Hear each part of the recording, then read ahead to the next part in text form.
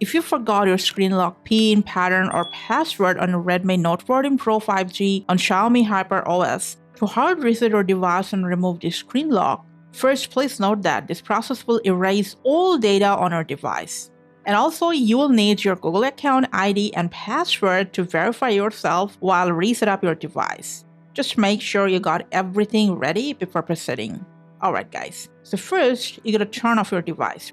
When your device properly shuts down, now you're gonna press and hold the power and the volume up button together. As soon as the MI logo comes up, release the power button and keep holding down, keep pressing on the volume up button until you end up in the recovery section. Now use your volume down button to wipe data and select it with the power button. And then go down once again, select wipe all data. Finally, you gotta go down one step and just select confirm. Your device will start factory resetting. Once the reset is complete, you'll end up in here. Just select back to main menu, and then you gotta choose reboot first and then reboot to system.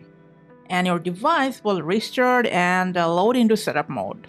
All you gotta do is just follow all the prompts one after another and just go ahead and reset up your device once again.